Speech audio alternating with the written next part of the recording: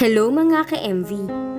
Ngayon ay matutunghayan natin ang ikalimang kabanata ng I Miss You. Pero bago nating simulan ang ating istorya, ay paki-like at share po sana ng ating video.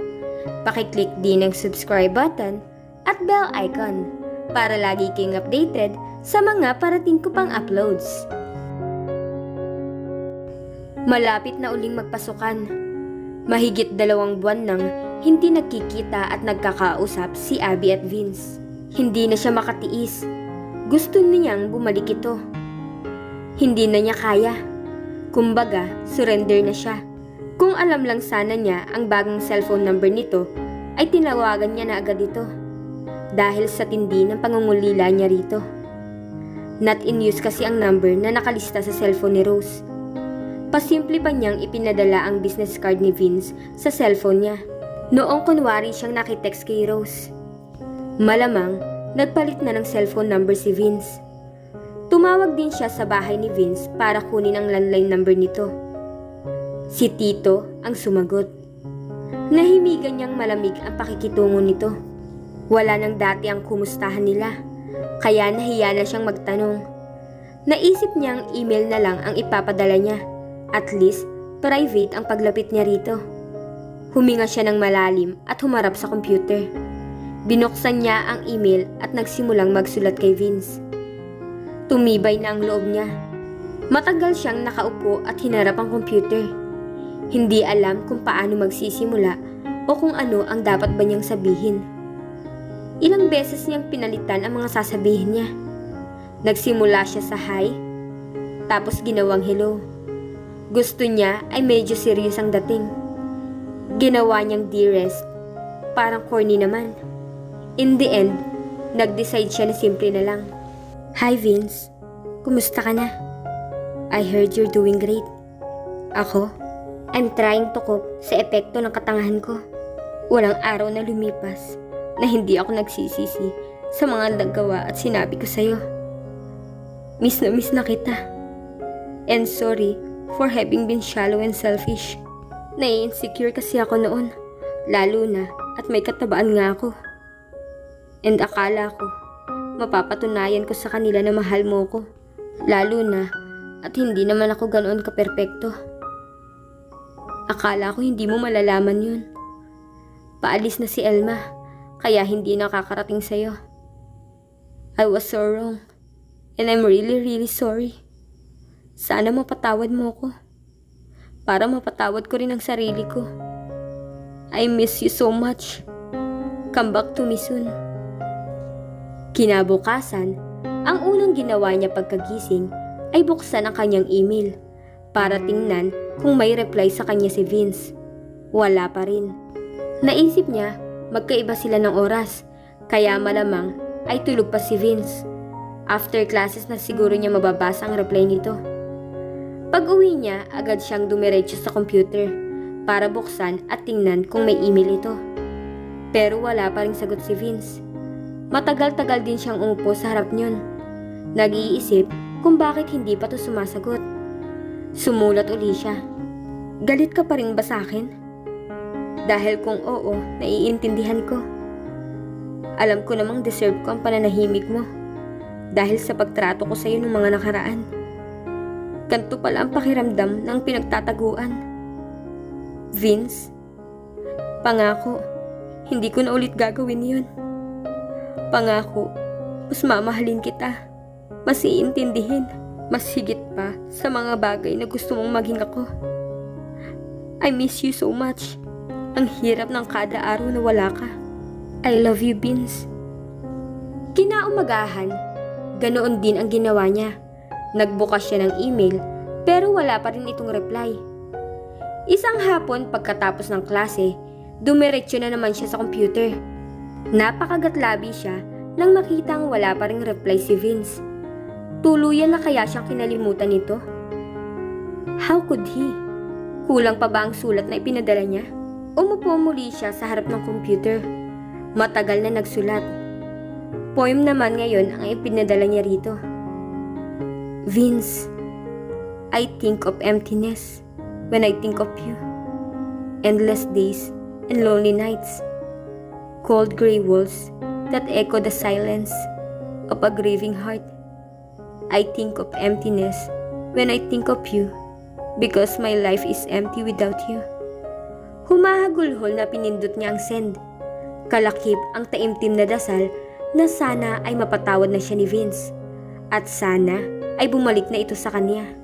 Kinabukasan ay wala pa ring sagot ang kanyang sulat. Kahit na mga sumunod pang araw. Magfa-finals na. Hindi pa rin ito nagre-reply.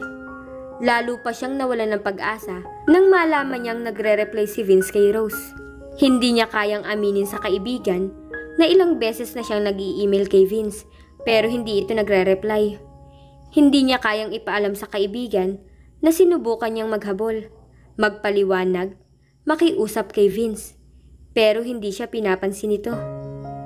Masakit tanggapin, masakit aminin, nagpakumbaba siya.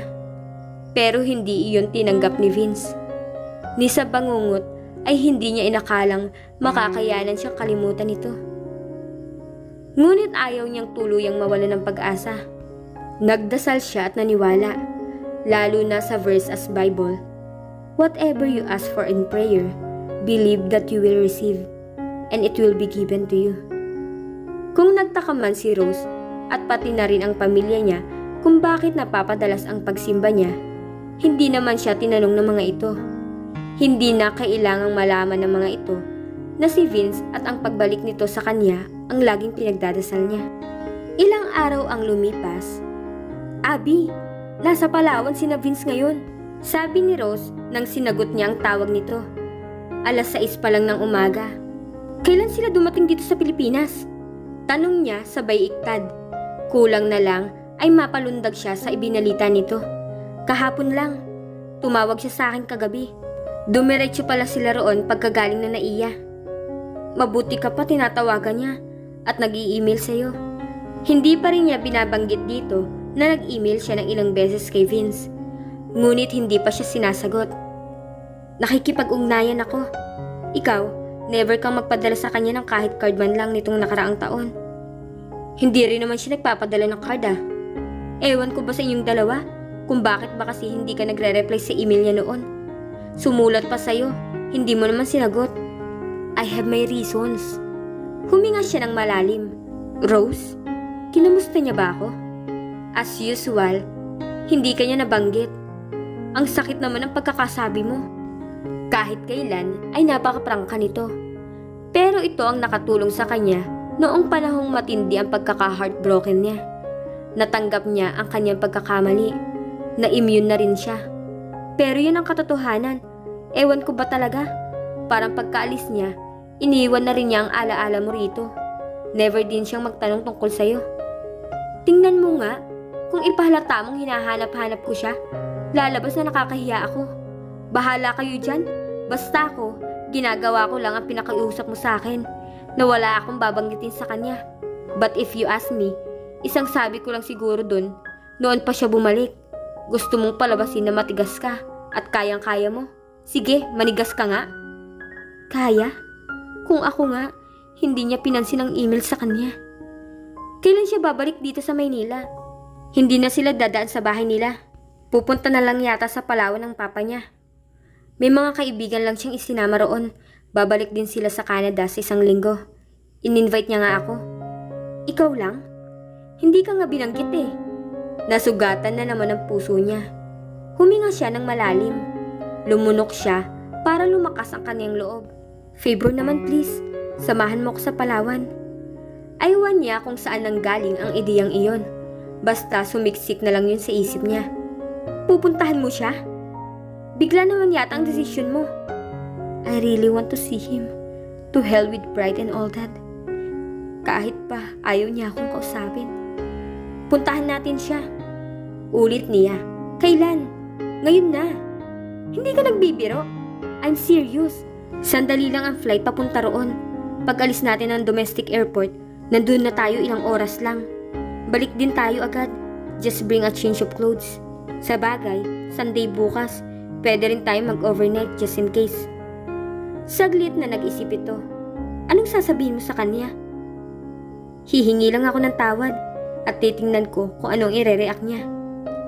I'll tell him I love him. Piping dagdag niya. Baka naman hinihintay ni Vince na gumawa siya ng mga dramatic move. Talaga? Kaya mo? Sure, why not? Alam mo namang hihintayin ko pa rin ang pagbalik niya. At hinihintay ko talaga siya. I guess, deserve naman niya na ako naman ang gumawa ng first move ngayon. Ngayon mo lang naisip yan? Kung hinayaan mo kasi nabanggitin ko sa email na namimiss mo siya, wala ka na sanang problema. But you made me swear not to mention you if he doesn't ask about you.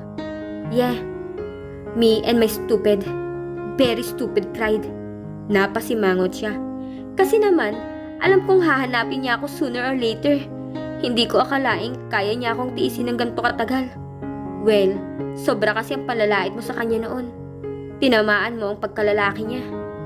Oo na. Tanggap ko naman ang kasalanan ko.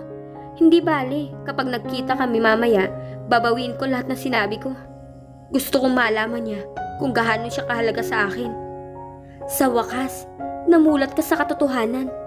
Matagal na. Sige na nga, type ko rin namang palawan. At dito na po nagtatapos ang ikalimang kabanata ng I Miss You. Abangan niyo po ang susunod na mangyayari.